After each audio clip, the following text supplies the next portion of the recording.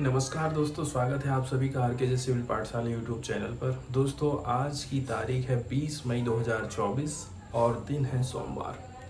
आज के the Hindu newspaper का हम एनालिसिस करने वाले हैं। तो सबसे पहले दो आर्टिकल हम देखेंगे। पहला एडिटोरियल हम डिस्कस करने वाले हैं पॉक्सो एक्ट से संबंधित। पॉक्सो एक्ट के अंतर्गत कुछ प्रावधान किए गए हैं, जैसे कि जिस बच्चे के साथ में दुष्कर्म हुआ है, रेप हुआ है, उसके लिए उसके रिहेबिलाइजेशन के लिए कुछ व्यवस्था करी गई है कि उसको हम मंथली सपोर्ट दें, उसको एजुकेशन, उसको थोड़ा सा फैमिली की तरह सपोर्ट दिया जाए। इस व्यवस्था में कौन कौन सी कमियां हैं, इसके ऊपर ये आर्टिकल फोकस करता है। इसके बाद सेकंड वाला जो आर्टिकल यहाँ पर हम डिस्कस करने वाले हैं, अभी हाल फिलहाल में मुंबई में जो घटना हुई है, एक बहुत बड़ा होर्डिंग था विज्ञापन का, एडवर्टाइजमेंट का, वो गिर गया। उसमें कम से भी कम 16 लोग दबकर मरे हैं। अब क्वेश्चन यहाँ पर ये उठता है कि इतने साल से ये लगे हैं, अचानक कभी गिर भी गया तो क्या हो गया। लेकिन यहाँ पर बात आ जाती है इसके रेगुलेशन को लेकर के। रेगुलेशन में सबसे महत्वपूर्ण चीज़ हो जाती है कि भाई रेवेन्यू कौन कमा रहा है। तो सीधी सीधी बात, जो म्यूनसिपल कॉरपोरेशन ऑफ इंडिया रहता है उसके पास जाता है इसका रेवेन्यू। इसलिए उसकी जिम्मेदारी है, आप यदि कमाई कर रहे हैं तो आपको होर्डिंग्स को रेगुलेट करना आपका काम है। तो जो बड़े बड़े होर्डिंग्स हैं उनके रेगुलेशन को लेकर के ये आर्टिकल लिखा है, इसके बारे में हम चर्चा करने वाले हैं। तो शुरुआत करते हैं हम एडिटोरियल की। देखिए, आपने इलीगल होर्डिंग के बारे में ज़रूर सुना होगा। हाल फिलहाल में इलीगल होर्डिंग वर्ड्स न्यूज़ में रहा था, क्योंकि मुंबई में एक बहुत बड़ा होर्डिंग गिरा था। ये होर्डिंग गिरा तो कम से भी कम 16 लोगों की जान इसमें गई है और बहुत सारे लोग घायल हो गए। अब यहाँ पर क्वेश्चन उठता है इसके रेगुलेशन को लेकर के। रेगुलेशन किसके अंडर में जाएगा? सीधा सीधा म्यूनसिपल कॉरपोरेशन के अंडर में चला जाता है, क्योंकि जो म्यूनसिपल कॉरपोरेशन है, नगर निकाय हैं, नगर निगम है, नगर पालिका है, वो ही इनसे रेवेन्यू प्राप्त करते हैं। इनसे ही ये लोग परमिशन लेते हैं और इस प्रकार के होर्डिंग लगाते हैं। लेकिन यहाँ पर कुछ नियम कानून बनाए गए हैं, जैसे होर्डिंग का साइज़ कितना होना चाहिए, इतने बाई इतने का होर्डिंग आप लगा सकते हैं। ये लेकिन ये लोग क्या काम करते हैं ना, उससे कहीं बड़े बड़े साइज की होर्डिंग लगाते हैं और फिर खतरा पैदा हो जाता है इंफ्रास्ट्रक्चर को। 250 शब्दों में जो हमको आंसर राइटिंग करना है, उसकी लाइनें इस प्रकार से होने वाली हैं। ठीक है, देखिए, आउटडोर विज्ञापन का जो इंफ्रास्ट्रक्चर है, इसके लिए सरकार ने, म्यूनसिपल कॉरपोरेशन ने कुछ नीति और दिशा निर्देश जारी किए हैं। इससे पता चलता है कि हमें सुरक्षा की ज़रूरत है, लेकिन भारत में जो स्टैंडर्ड बनाए गए हैं, इनको टाइम पर इन्फोर्समेंट नहीं किया जा रहा, कार्यान्वयन नहीं किया जा रहा, इनको लागू अच्छे से नहीं किया जा रहा है। तो जो कुछ पॉलिसी एंड गाइडलाइन बनाई गई हैं सेफ्टी रिक्वायरमेंट को लेकर के, आउटडोर एडवर्टाइजिंग इंफ्रास्ट्रक्चर को लेकर के, लेकिन आप यदि उनको टाइम पीरियड पर इन्फोर्समेंट नहीं करते हैं इन स्टैंडर्ड का, तो आपके जो नियम कानून है वो पूरे कमज़ोर पड़ जाते हैं। अभी हाल फिलहाल में आप देखेंगे 13 मई 2024 की एक घटना है, जहां पर एक बहुत बड़ा आउटडोर होर्डिंग कोलैप्स हो गया था। ठीक है, एंड बोला जा रहा है कि कम से भी कम 16 लोगों की इसमें जाने गई हैं एंड 70 से भी ज़्यादा पीपल इसमें सीरियस इंजर्ड हुए हैं। और ये घटना आप देख सकते हैं कि कितना बड़ा था, पूरा पेट्रोल पंप इसमें दब गया है। अब यहाँ पर मेन चीज़ आ जाती है, यहाँ पर जो इंस्टॉलेशन का काम किया गया था होर्डिंग का, वो बिना किसी ऑथराइजेशन के किया गया था। ये जो बिलबोर्ड इंस्टॉल किया गया था बिना किसी ऑथराइजेशन के किया गया था, मतलब बृहद मुंबई से यहाँ पर परमिशन नहीं ली गई थी। जब ये एक्सीडेंट हुआ था, बीएमसी ने बोला है कि हम अब एक्शन लेने वाले हैं। ठीक है, those who have put up illegal hoarding in the city. ये अकेला नहीं, जहाँ जहाँ पर भी इलीगल इस प्रकार के होर्डिंग लगाए गए हैं, अब वो बचने वाले नहीं हैं, ऐसा कहना है मुंबई कॉरपोरेशन का। एक चीज़ यहाँ पर और भी ध्यान रखना है कि भाई जितना आपको परमिट किया गया है कि आप इतने बड़े साइज़ का होर्डिंग लगाइए, लेकिन आपने 9 गुना बड़े साइज़ का यहाँ पर ये होर्डिंग लगाया था। अभी हाल फिलहाल में देखा जाए, ये जो चीज़ हम देख रहे हैं, ठीक है, ये जो डेथ हो रही है इलीगल होर्डिंग के माध्यम से, वो इंडिया में कोई नई बात नहीं है। जैसे कि हाल फिलहाल में आप देखेंगे पुणे सोलापुर हाईवे में, ठीक है, रेन के चलते चलते एक होर्डिंग गिर गया था। इससे एक जो घोड़ा है वो जख्मी हो गया था। अब यहाँ तो जानवर को नुकसान पहुँचा है, इंसानों को तो नहीं नुकसान पहुँचा। और दूसरी बात, ये हाईवे में था, इसलिए ज़्यादा किसी ने यहाँ ध्यान नहीं दिया। सेकंड नंबर का एग्जाम्पल है मई 2023 का, फिर से पुणे की ये घटना जहाँ पर अनऑथराइज होर्डिंग गिर गया था। इसके चलते चलते 5 लोगों की जानें गई थी। तीसरे नंबर का एग्जाम्पल यदि हम देखें जून 2023 का है, जहाँ पर आप देखेंगे, ये देखिए पिक्चर, साउथ की ये घटना है, जहाँ पर एक बहुत बड़ा जो होर्डिंग है, ठीक है, थेक्कालूर ये पड़ता है कारुमतपट्टी कोयम्बटूर में, ये गिरा था। इस प्रकार से अलग अलग घटनाएं घटित हो रही हैं, लेकिन प्रशासन जागता नहीं है। आगे आप देखेंगे कि जो डायमेंशन निर्धारित करी गई हैं उनका वायलेशन किया जाता है। ऐसे जो बिलबोर्ड होते हैं ये परमिसेबल साइज से कहीं ज़्यादा बड़े बड़े स्थापित किए जाते हैं। हालांकि देखा जाए जो पॉलिसीज़ हैं वो प्रोवाइड करती हैं मैक्सिमम डायमेंशंस को, कि होर्डिंग का मैक्सिमम डायमेंशन कितना रहेगा। बहुत सारी सिटीज़ ऐसी हैं जहाँ पर ये जो बिलबोर्ड होते हैं वो परमिसेबल साइज के ऊपर रहते हैं। अब इसके बाद हम चर्चा करते हैं कि भाई क्या कभी कोर्ट ने इस मामले में इंटरवेंशन किया है।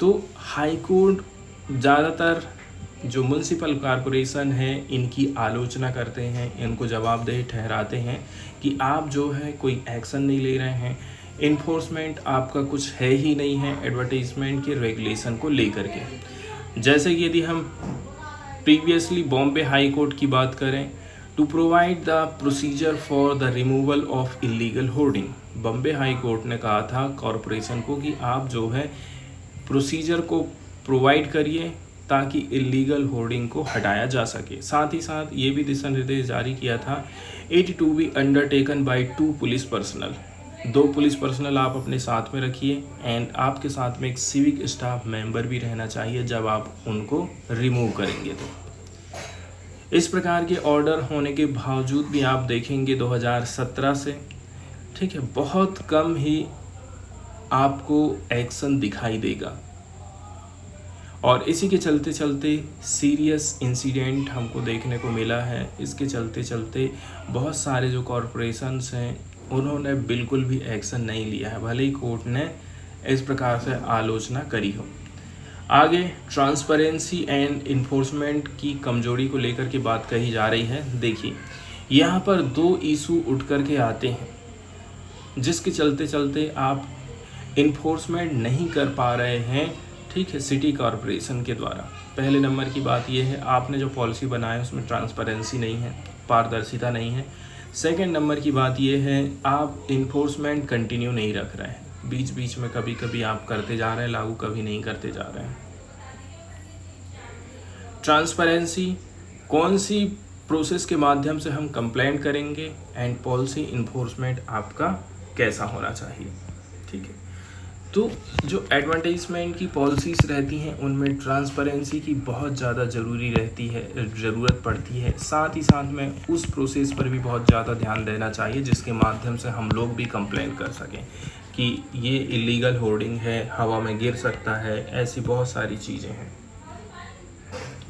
वहीं यदि हम इन्फोर्समेंट को लेकर के कहें तो यहाँ पर ज़रूरत है एक मैकेनिज़्म की जो इंश्योर करेगा जल्दी से जल्दी आप अनऑथराइज्ड होर्डिंग को हटाएंगे। इन्फोर्समेंट मैकेनिज़्म को लेकर के बोला जा रहा है जैसे कि दिल्ली आउटडोर एडवर्टाइजिंग पॉलिसी 2017, इसके अंतर्गत रिक्वायरमेंट रहती है जो ऑनर हैं नॉन कंप्लेंट एडवर्टाइजमेंट के, उनको बोला जा रहा है कि आप रिमूव करिए अपने स्ट्रक्चर को 10 दिन के भीतर, 1 महीना के भीतर।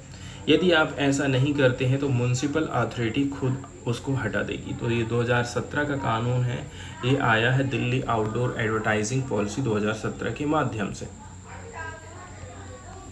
इसके अलावा इस पॉलिसी के माध्यम से सो मोटो भी स्वतः संज्ञान भी लिया जा सकता है कॉरपोरेशन की तरफ से, नगर निगम की तरफ से, ठीक है, क्योंकि ये रोड ट्रैफिक के लिए खतरा पैदा कर रहे हैं। सेकंड कानून है बृहद बंगलुरु महानगर पालिका एडवर्टाइजमेंट रूल्स 2021, ठीक है।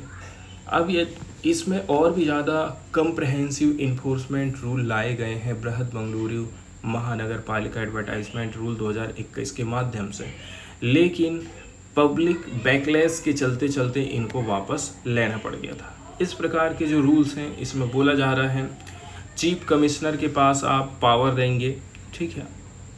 चीफ कमिश्नर के पास पावर रहती है कि वो रिमूव कर सकता है अनऑथराइज्ड होर्डिंग को। इसके अलावा एक कमेटी का गठन किया जाना है जिसका नाम है एडवर्टाइजमेंट रेगुलेटरी कमेटी। ये मॉनिटर करते रहेगी नियम कानून के कॉम्प्लायंस से रिलेटेड कि भाई लागू हो रहे हैं कि नहीं हो रहे हैं, and removal of unauthorized advertisement, इसको भी ये देखरेख करती रहेगी। चौथे नंबर का एक कानून लाया गया था तमिलनाडु की तरफ से 2023 में। इसमें जो म्युनिसिपल के अधिकारी रहते हैं उनको रिव्यू करना पड़ता है होर्डिंग के लाइसेंस को हर 3 महीना में, एंड सबमिट करते हैं क्वार्टरली अपनी रिपोर्ट को, किसको? चीफ एडमिनिस्ट्रेटिव ऑफिसर को अर्बन लोकल बॉडी के। मतलब लाइसेंस जो जारी किया गया है उसको हर 3 महीना में आप रिव्यू करते रहिए, अपनी रिपोर्ट को चीफ एडमिनिस्ट्रेटिव ऑफिसर को आप प्रस्तुत करते रहिए। इसके अलावा अपॉइंटमेंट करने की बात करी जाती है इंटर डिपार्टमेंटल बॉडीज़ की। एक मैकेनिज़्म, ठीक, जो कि चेक कर सकता है इस प्रकार के अनऑथराइज्ड होर्डिंग को, वो है कि आप इंटर डिपार्टमेंट बॉडीज़ की स्थापना करिए। ये क्या काम करेगा? ठीक है, time wise, ward wise inspection करते रहेगा, आउटडोर एडवर्टाइजमेंट के इंस्पेक्शन करते रहेगा, ठीक है, कि ये लोग स्टैंडर्ड को फॉलो कर पा रहे हैं कि नहीं कर पा रहे हैं। इस प्रकार से देखा जाए ये जो टाइम पीरियड पर आप इंस्पेक्शन करवा रहे हैं ये अनिवार्य कर दिया गया है, अनिवार्य ड्यूटी बना दिया गया है। ऐसा नहीं कि ये खाली आपकी डिस्क्रिशनरी पावर है म्युनिसिपल अथॉरिटीज़ की, आप केवल उसी को पावर मत दीजिए, कुछ और भी संस्थाएं बना सकते हैं और भी चीज़ों को ठेका दे सकते हैं आप इस प्रकार के काम का। अब मल्टीपल फॉर्म ऑफ रिस्क के बारे में बोला जा रहा है कि एक्शन जो कॉरपोरेशन को लेने चाहिए सिटी लेवल पॉलिसी या फिर कानून के हिसाब से, ये स्पेसिफाई करेंगे कि कौन कौन से एक्शन लिए जाना है कॉरपोरेशन ऑफिशियल की तरफ से। अगला जो कदम उठाया जाना है, policy should also for unauthorized banner and flexes. Policy जो बना रहे हैं ऐसा नहीं कि खाली होर्डिंग के लिए होना चाहिए, अभी अच्छा टाइम है, आप बैनर और फ्लेक्सेस के ऊपर भी नियम कानून बना सकते हैं। इसके बाद आपको उस मैकेनिज्म के ऊपर फोकस करना है जिसके माध्यम से सिटीजन अपनी शिकायत दर्ज कर सकते हैं। शिकायत दर्ज करने के अलावा भी एक बात का ये ध्यान रखना है, जो लोग मारे गए हैं, जो लोग घायल हुए हैं, उनके इलाज का क्या होगा, उनकी फैमिली का क्या होगा, जिनके फैमिली वाले उसके नीचे दब करके मर गए हैं, तो इसके लिए भी यहाँ पर व्यवस्था होनी चाहिए। यहाँ पर हम चर्चा करने वाले हैं अभी हाल फिलहाल में जो protection of children from sexual offence act है, इसकी जो धारा है सेक्शन 4 एंड सेक्शन 6, जो कि केयर एंड सपोर्ट से रिलेटेड है। पॉक्सो एक्ट के अंतर्गत जो सेक्शन 4 एंड 6 है, इस सेक्शन में कौन कौन सी कमियां हैं इसके बारे में यहाँ पर हम चर्चा करने वाले हैं। इसका मतलब ये है शॉर्टकट में इसको यदि हम देखिए पॉक्सो एक्ट के अंतर्गत यदि कोई जो पीड़िता है, इसके लिए कुछ कुछ प्रावधान किए गए हैं, जैसे कि उसके रिहेबिलाइजेशन से रिलेटेड है, उसकी रोजी रोटी से रिलेटेड है, उसको मेडिकल ट्रीटमेंट से रिलेटेड है, उसको आश्रय देने से रिलेटेड है। इस प्रकार की जो धाराएं हैं, इस प्रकार की जो इसमें व्यवस्था करी गई हैं, इसमें भी अभी बहुत सारे संदेह हैं, बहुत सारी कमियां हैं, उनको यहाँ पर हम उजागर करने वाले हैं। पॉक्सो एक्ट के अंतर्गत जो सेक्शन 4 एंड 6 है, तो आप देखेंगे 30 नवंबर 2023 को ministry of women and child development ने नोटिफाई किया था scheme for care and support to victim under section 4 and 6 of the protection of children from sexual offence 2012। POCSO कानून 2012 के माध्यम से सेक्शन 4 और 6 के अंतर्गत, ठीक है, child development welfare ministry of women and child development के अंतर्गत कुछ स्कीम लेके आई हैं, जिसके अंतर्गत उस बच्ची को केयर प्रोवाइड करी जाएगी, सपोर्ट प्रोवाइड करी जाएगी। इस स्कीम के अंतर्गत कुछ उद्देश्य रखे हैं, जैसे कि इस स्कीम से हम इस बच्ची के इंटीग्रेटेड सपोर्ट को बढ़ावा देंगे, असिस्टेंट प्रोवाइड करी जाएगी minor pregnant girl child victim को अंडर वन रूफ, एक ही घर के एक ही छत के नीचे, उसको कहीं इधर उधर भटकने की ज़रूरत नहीं है। इस प्रकार की व्यवस्था होने वाली है। साथ ही साथ यहाँ पर immediate emergency and non emergency access provide करी जाएगी लॉन्ग टर्म रिहेबिलाइजेशन से रिलेटेड।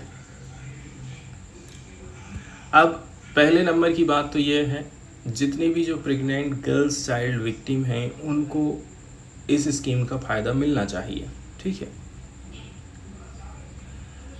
हालांकि देखा जाए शुरू में जो ऑर्फन प्रेग्नेंट गर्ल्स हुआ करती थी उनके लिए ही ये लागू हुआ था, लेकिन आज के समय में देखा जाए जितनी भी जो ऑल प्रेग्नेंट गर्ल्स विक्टिम हैं, ठीक है, पॉक्सो एक्ट के अंतर्गत जिनका नाम उल्लेख किया गया है, तो उन तक इस स्कीम का फ़ायदा पहुंचाने वाले।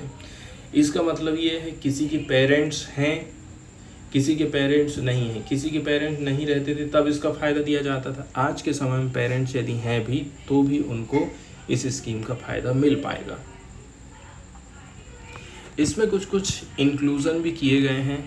The scheme has not been redrafted to reflect the new inclusiveness and many of commensurate changes warranted have been left out।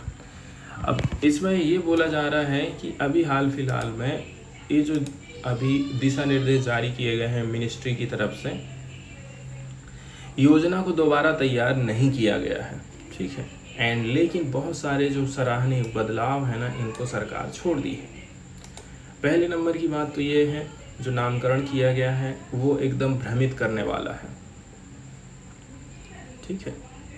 यहाँ पर दो मामलों में भ्रम पैदा हो रहा है, ठीक है।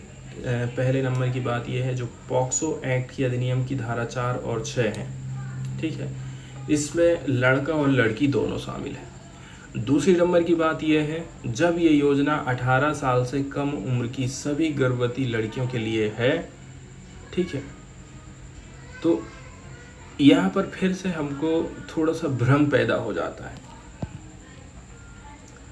अब बात करें जो कानून लाया गया है इसकी प्रभावशीलता कितनी है। देखिए अभी ये जो नया कानून आ रहा है कि भाई हम सेक्शन 4 एंड 6 है, इसमें कुछ कुछ प्रावधान किए हैं। इसमें कुछ कुछ चीज़ें हैं, जैसे कि ऐसी प्रेग्नेंट गर्ल्स, ठीक है, जो कि आउट ऑफ मैरिज प्रेग्नेंट हो रही, शादी नहीं हुई है, इसके बावजूद वो प्रेग्नेंट हो गई हैं। इसका मतलब ये है कि कोई प्यार के चक्कर में प्रेग्नेंट हो गई है। Explorative sexual activity among young couple, ठीक है, जैसे कि दो यंग कपल्स हैं, उनके बीच में यदि संबंध स्थापित होते हैं और फिर यदि प्रेगनेंसी आ जाती है, तो इन सब चीज़ों को हैंडल करने के लिए इसमें कुछ प्रावधान है कि नहीं है, इस मामले में अभी हमको क्लियरेंस नहीं देखने को मिलता है। लेकिन जहाँ पर वास्तव में वायलेंस हुआ है, सेक्सुअली एक्सप्लॉयटेशन किया गया है, उस समय में ये हाईलाइट करता है कि गवर्नमेंट को सेटअप करना पड़ेगा कि हमें अपने प्रयास को थोड़ा सा बढ़ावा देना है। अब कुछ कुछ कंडीशन ऐसी भी बन जाती है, जैसे कि एग्जाम्पल के तौर पर कोई लड़की है अपने गर्भावस्था को जारी रखना चाहती है, साथ ही साथ में जिन्हें अदालत ने गर्भावस्था के चिकित्सीय समापन MTP से गुजरने की अनुमति नहीं दी थी, दो कंडीशन आ जाती है, तो उस समय में ये जो कानून है वो क्या कहता है।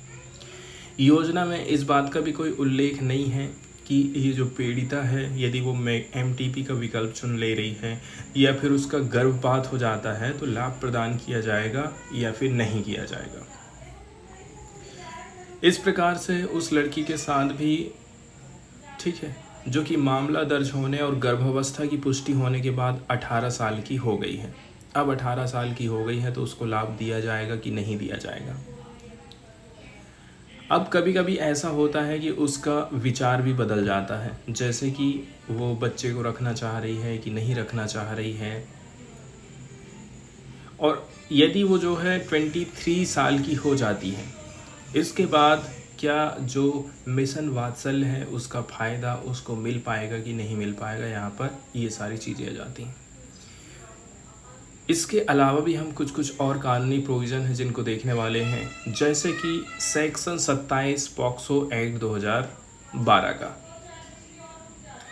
जिसमें बोला गया है कि जो बच्ची का मेडिकल एग्जामिनेशन है वो किस प्रकार से होगा। बोला जा रहा है ये जो सेक्शन है, ये जो धारा है, ये बताती है कि कौन डिसाइड करेगा माइनर प्रेग्नेंट गर्ल का in institutional care nor institutional care, कि हम इसको इंस्टीट्यूशनल केयर में रखेंगे कि नॉन इंस्टीट्यूशनल केयर में रखेंगे। इस बात का प्रावधान किया गया है सेक्शन 27 में।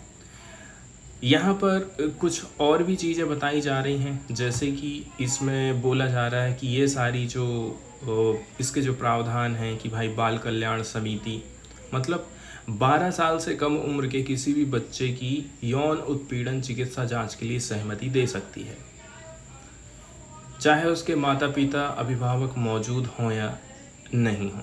तो यहाँ पर भी कुछ चीज़ें क्लियर नहीं हो पा रही, जैसे कि उसके माँ बाप जिंदा हैं, इसके बावजूद भी एक कमेटी डिसाइड कर रही है कि वो उसको कहना चाहिए चिकित्सा जांच होगी कि नहीं होगी, जबकि उसके माँ बाप ऑलरेडी से जिंदा है। इसके बाद जिला मजिस्ट्रेट द्वारा एमटीपी के लिए आदेश। तीसरे नंबर की बात यह है, एमटीपी के मामले में जो डिस्ट्रिक्ट मजिस्ट्रेट रहेगा, जिला मुख्य चिकित्सा अधिकारी की सलाह पर किसी सरकारी सुविधा या पंजीकृत चिकित्सा व्यवसायी को एमटीपी के लिए आदेश देगा कि भाई आप एमटीपी कर सकते हैं, मतलब गर्भपात कर सकते हैं। लेकिन यहाँ पर डिस्ट्रिक्ट मजिस्ट्रेट किसी और की सलाह ले रहा है, इसके बाद अलाउ कर रहा है, इससे टाइम पीरियड और निकलते जाता है, इससे देरी होती है।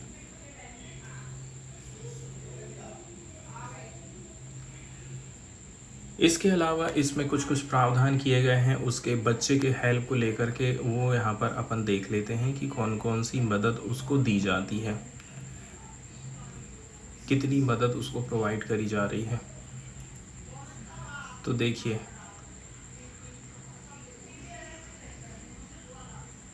अब मॉनिटरी इम्प्लीकेशन के अंतर्गत देखिए, इस स्कीम का फ़ायदा यदि कोई बच्ची ले रही है तो उसको कुछ नए क्राइटेरिया का पालन करना पड़ेगा, जैसे कि वो बच्ची का केस पॉक्सो एक्ट के अंतर्गत दर्ज किया गया है एंड वो जो बच्ची है 18 साल से कम उम्र की होना चाहिए। इसको आरंभिक तौर पर 6,000 रुपये का प्रावधान किया जाता है। मंथली पेमेंट 4,000 रुपया दिया जाएगा as a stipulated in mission Vatsalya up to 21 years age. कब तक? 21 साल की आयु तक 4,000 रुपये का मासिक भुगतान किया जाएगा। एंड बोला जा रहा है कि आगे संभावना है इसको 23 साल तक संभावित विस्तार किया जाएगा। अब आगे बात करी जाती है जो हेल्थ डाटा है उसका एनालिसिस, पुलिस डाटा का एनालिसिस करना बहुत ज़्यादा ज़रूरी है। यदि केसेस बढ़ते जा रहे हैं तो जो हेल्थ अथॉरिटीज़ है, ठीक है, मतलब डिलीवरी के at the time of delivery या फिर प्रेगनेंसी रिलेटेड हॉस्पिटल विजिट, तो इन सब से बहुत सारा डेटा, हेल्थ का डाटा हमको प्राप्त होता है, पुलिस का डेटा हमको प्राप्त होता है। तो इसके लिए आपको प्लानिंग करने की ज़रूरत है और भी ज़्यादा बजट प्रोवाइड करने की ज़रूरत है इस स्कीम के अंतर्गत।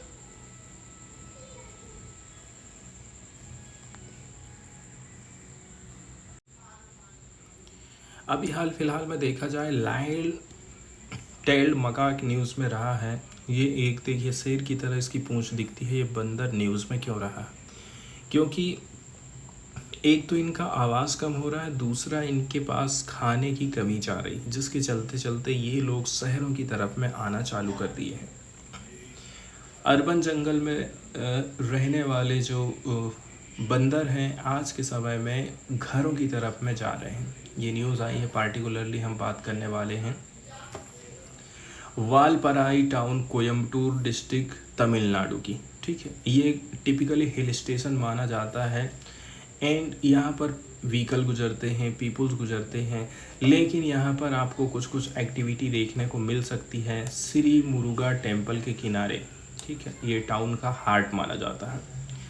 यहाँ पर मंकी हैं जो कि सिल्वर वाइट मेंस के हैं। सिल्वर वाइट आप देख सकते हैं, इनके जो गाल के किनारे किनारे के बाल हैं, शाइनी कोट और ब्लैक फर है एंड आप देखेंगे टफ्टेड टेल्स, जैसे कि शेर की जो टेल्स रहती, पूंछ रहती है, ये आपको बिल्डिंग के रूप्स में, रेलिंग में, शॉप के प्लेटफार्म में हर जगह देखने को मिल जा रहे हैं। ये लोग काफ़ी बिजी हमको दिखाई दे रहे हैं, जैसे कि कभी खाने में बिजी हैं, यहाँ तक कि जो फूड वेस्ट है या फिर जो रोटन फ्रूट्स है, वेजिटेबल है, ये सारी चीज़ वो खाने में बिजी हैं। कुछ कुछ लोग तो ऐसे हैं जो कि बाइट कर रहे हैं पीसेस ऑफ बिस्कुट को, चिप्स को, डिस्कार्डेड पैकेट्स को। आखिर ऐसा क्यों हो रहा है, उसका रीज़न यहाँ पर बताया जाता है। लॉयन टेल्ड मकाक के बारे में यदि हम चर्चा करें तो ये देखिए, ये एक ओल्ड वर्ल्ड मंकी माना जाता है। अपने आप में इसकी कुछ खास विशेषताएं ऐसी रहती हैं कि ये जो मेल्स होता है, इसको डिफाइन किया जाता है boundaries of their home ranges के बाय कॉल्स। एक जो अलग तरीका है वो ये है कि मेल ही डिफाइन करता है बाउंड्री को, कि मेरा जो इतना एरिया है वो कैसे रहेगा। ओवरऑल देखा जाए उनका जो कम्युनिकेशन सिस्टम है उसमें लगभग 17 यहाँ पर उनका झुंड हो सकता है। अपीयरेंस की बात करें, कैसे कैसे वो दिखते हैं, ठीक है, क्या क्या उनकी खास बात है, यहाँ पर देख सकते हैं आप। ठीक, कभी कभी हम इसको बियर्डेड मंकीज़ भी बोलते हैं, क्योंकि बियर्ड टाइप के इनके बाल रहते हैं, वाइट। हैबिटेट की यदि हम बात करें, ये जो मंकी हैं केवल और केवल इंडिया के नेटिव माने जाते हैं और कर्नाटक, केरल, तमिलनाडु और वेस्टर्न घाट में ये पाए जाते हैं। कंजर्वेशन स्टेटस की यदि हम बात करें, IUCN की इंडेंजर कैटेगरी में इसको रखा गया। सिटीज़ के अपेंडिक्स फर्स्ट में रखे हैं and wild life protection act 1972 के शेड्यूल फर्स्ट में इनको रखा गया है।